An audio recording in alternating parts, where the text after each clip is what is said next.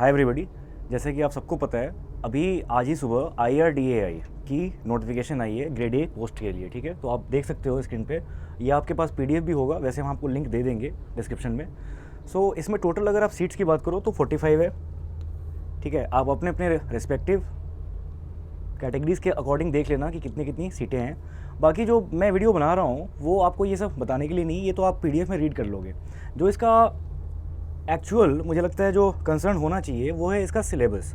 आप अगर सिलेबस को देखो तो फेज़ 1 है वो पूरा बैंकिंग के पैटर्न पे, जैसे क्वांट, रीजनिंग, इंग्लिश, आपको ये सब चीज़ें मिलेंगी, GA वगैरह। अगर आप फेज़ 2 की बात करना है इसमें, तो फेज़ 2 में एस्से, प्रेसी राइटिंग, RCs, तो ये सब यूजुअल है। RBI में भी होता है, सेबी में भी होता है, नाबार्ड में भी होता है। यहाँ पे पेपर 2 जो है इसका, economic and social issues impacting insurance. ठीक है, तो अब आपको ये दोनों पहले रीड करने हैं, economic issues and social issues. जिनका RBI का भी एग्ज़ाम है तो उनके लिए ये आसान होगा।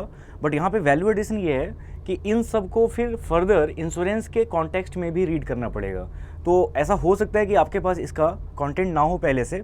जो स्टैटिक पोर्शंस हैं जैसे इकोनॉमिक एंड सोशल इशूज़, जो आपको RBI के लिए रीड करना है, अगर आपने वो पूरा कर लिया है तो आपको बहुत फ़ायदा होगा, बहुत आसानी होगी IRDAI के कॉन्टेक्स्ट में प्रिपेयर करने के लिए। लेकिन उतने से ही काम नहीं चलेगा आपको इसको इंश्योरेंस के कॉन्टेक्स्ट में भी देखना है। तो अगर आप कीवर्ड्स को ध्यान दो तो जैसे इकोनॉमिक ग्रोथ, बिजनेस साइकिल्स। अब बिजनेस साइकिल अगर आप ऐसे देखो तो RBI के सिलेबस में नहीं है, बट ये सेबी के सिलेबस पे है। ठीक, लेकिन फिर यहाँ पे लिख रखा है application of utility theory to insurance premium setting. अब यहाँ से आपको थोड़ा सा पढ़ के समझ में आ रहा होगा। उसके बाद है impact of age structure on economy. तो आप यहाँ पे नोट करना कि हर चीज़ को, जो भी स्टैटिक कीवर्ड्स हैं, अब उसको एक पार्टिकुलर कॉन्टेक्स्ट में आपको देखना है, समझना है और अपनी अंडरस्टैंडिंग डेवलप करनी है। और ये चीज़ें बहुत इंपॉर्टेंट इसलिए है बिकॉज पेपर 2 और पेपर 3, पेपर 1 तो चलो डिस्क्रिप्टिव है ही, उसके अलावा पेपर 2 और पेपर 3 ये कम्प्लीटली डिस्क्रिप्टिव है। और आपको इसके आंसर्स पेज पे जो वहाँ पे आंसर शीट आपको प्रोवाइड की जाएगी, तो आपको उस सीट पे लिखना होगा इसका आंसर। जैसे कि UPSC का मेंस होता है, तो आपको उसी तरह से आंसर यहाँ पे लिखने हैं। अब लिख पाने के लिए ऑब्वियस ही बात है कि आपको नॉलेज चाहिए, बल्कि माइक्रो लेवल पे नॉलेज चाहिए आपको, कि आप हर चीज़ को, जो भी इकोनॉमिक इशूज़ के कीवर्ड्स होते हैं जो RBI में दे रखे हैं, आप उनको कैसे लिंक कर सकते हैं इंश्योरेंस सेक्टर से। ठीक है, एज से। उसके बाद अगर हम बात करें कि इंश्योरेंस सेक्टर में जेंडर पेनिट्रेशन कितनी है, ठीक है, विमेन को किस एक्सटेंट तक इंश्योर किया गया है, तो ये सब चीज़ें भी आपको पता होनी चाहिए। न्यूज़पेपर में जो आर्टिकल्स आएंगे उसको बहुत ध्यान से पढ़ना आप, क्योंकि ये सब चीज़ें आपको किसी एक जगह बुक में नहीं मिलेगी, राइट। तो न्यूज़पेपर के आर्टिकल्स पढ़ो, या बाकी अगर आप कोई मैगजीन्स पढ़ते हो तो वो पढ़ो। वहाँ से जितने इंसाइट आप ले सकते हो उसको आप अपने नोट्स में डालना, क्योंकि यही चीज़ें आपको काम आएंगी बाद में। किसी बुक में सारी चीज़ें एक जगह आपको नहीं मिलने वाली। ठीक है, ये सबसे बड़ा मुझे लगता है कि कंसर्न होना चाहिए हर स्टूडेंट का जो कि ये इस एग्ज़ाम को अटेम्प्ट करना चाह रहा हो। ठीक है, आगे आप अगर देखो तो फिनेंशियल मार्केट्स, फिनेंशियल इंस्टीट्यूशंस, ठीक है, ये सब करने के बाद इन्होंने फिर यहाँ पे लिख दिया systemic risk and concentration risk. तो अगेन ठीक है, क्योंकि रिस्क का एक बहुत ही क्लोज कनेक्शन है इंश्योरेंस के साथ। जहाँ पे रिस्क होती है तो वहीं पे फिर इंश्योरेंस कंपनीज आती हैं अपना कोई बिजनेस मॉडल लेके। ठीक है, तो आपको इसको फिर से लिंक करना है। तो आप देखोगे कि हर सब सेक्शन का जो फर्स्ट पार्ट है उसमें उन्होंने स्टैटिक कीवर्ड्स डाले हैं, और फिर उसके सेकेंड हाफ में उन्होंने उसको इंश्योरेंस से लिंक किया है, राइट। तो आपको इसकी स्टडी ऐसे करनी है कि सबसे पहले तो आप RBI का ESI का सिलेबस ख़त्म करो।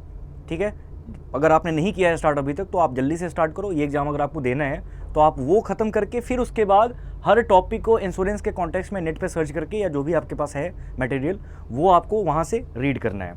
तो ऐसे करोगे तभी ये सिलेबस खत्म हो पाएगा, क्योंकि लिखने के लिए आपके पास पहले कंटेंट होना चाहिए। और कंटेंट कहाँ से आएगा? अगेन किसी भी एक बुक में ये आपको सब कुछ एक जगह नहीं मिलेगा। ठीक है, तो आपको न्यूज़पेपर पे भी फोकस करना है।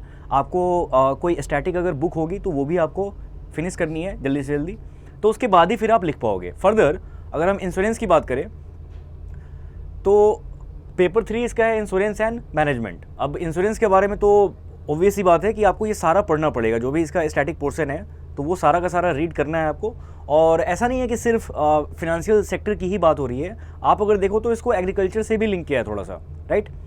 तो इस हर कीवर्ड को आप बहुत अच्छे से देखना। ठीक है, यहाँ पे जैसे एक हो गया रोल इन मोबिलाइजिंग सेविंग्स, तो सेविंग्स के लिए इस साल के बजट में कुछ एक नया इंस्ट्रूमेंट लॉन्च हुआ था, राइट? अगर आपको याद होगा तो आप उसको पढ़ना अच्छे से।